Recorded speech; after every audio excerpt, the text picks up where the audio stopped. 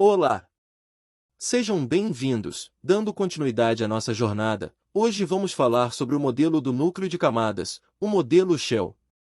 Existem muitos modelos que descrevem a maneira como prótons e nêutrons são arranjados dentro do núcleo atômico. Um dos mais bem-sucedidos e simples de entender é o modelo de Shell. Neste modelo, os prótons e nêutrons ocupam sistemas separados em camadas, semelhantes às camadas nas quais os elétrons são encontrados fora do núcleo. De núcleos leves a pesados, as camadas de prótons e nêutrons são preenchidas, separadamente, da mesma maneira que as camadas de elétrons preenchem a eletrosfera. Como o modelo atômico de Bohr, o núcleo tem níveis de energia que correspondem a processos nos quais prótons e nêutrons dão saltos quânticos para cima e para baixo entre suas órbitas permitidas. Como as energias no núcleo são muito maiores do que aquelas associadas aos elétrons, os fótons emitidos ou absorvidos nessas reações tendem a estar nas porções de raios X ou raios gama do espectro eletromagnético, em vez da porção de luz visível. Quando um núcleo se forma de prótons e nêutrons, uma regularidade interessante pode ser observada: a massa do núcleo é ligeiramente menor que a soma das massas dos prótons e nêutrons constituintes. Essa discrepância consistente não é grande, normalmente apenas uma fração de 1%, mas é significativa. Pelos princípios da relatividade de Albert Einstein, esse pequeno déficit de massa pode ser convertido em energia por meio da equação, E é igual a m vezes c ao quadrado. Assim, para quebrar um núcleo e separar seus prótons e nêutrons constituintes, a energia deve ser fornecida para compensar esse déficit de massa. A energia correspondente ao déficit de massa é chamada de energia de ligação do núcleo e, como o nome sugere, representa a energia necessária para unir o núcleo. A energia de ligação varia ao longo da tabela periódica e é máxima para o ferro, sendo ele, portanto, o elemento mais estável.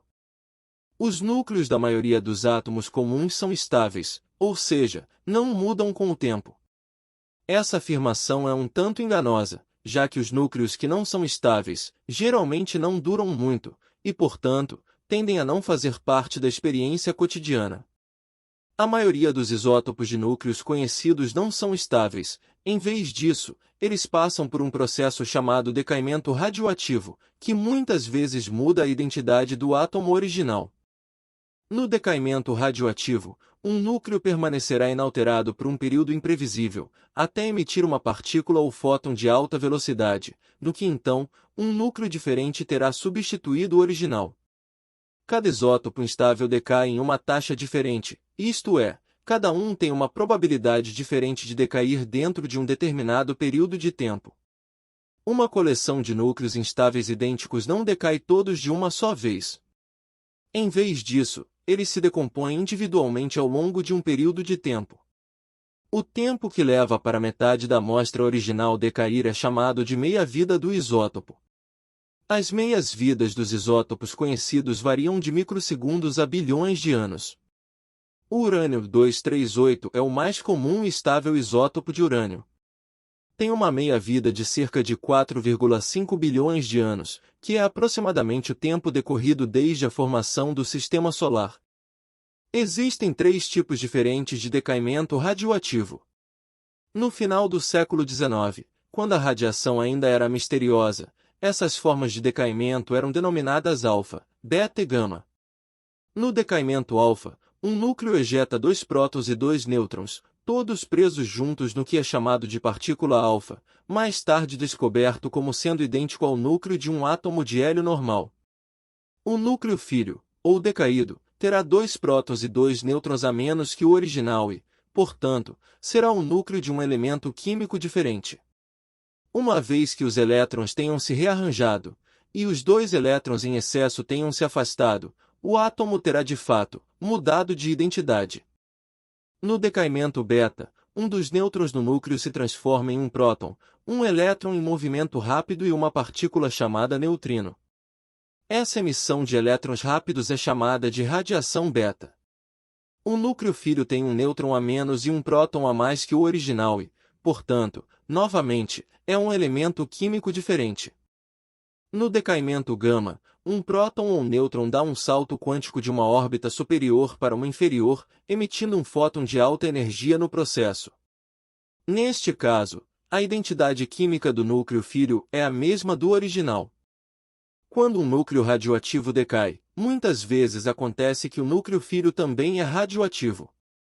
Essa filha decairá por sua vez, e o núcleo filho dessa decadência também pode ser radioativo. Assim, uma coleção de átomos idênticos pode ao longo do tempo, transformar-se em uma mistura de muitos tipos de átomos por causa de decaimentos sucessivos. Tais decaimentos continuarão até que núcleos filhos estáveis sejam produzidos. Esse processo, chamado cadeia de decaimento, ocorre em toda a natureza. Elementos perigosos como o rádio e o radônio são continuamente produzidos na crosta terrestre como etapas intermediárias nas cadeias de decaimento. É quase impossível ter vivido em qualquer época desde meados do século XX, e não estar ciente de que a energia pode ser derivada do núcleo atômico.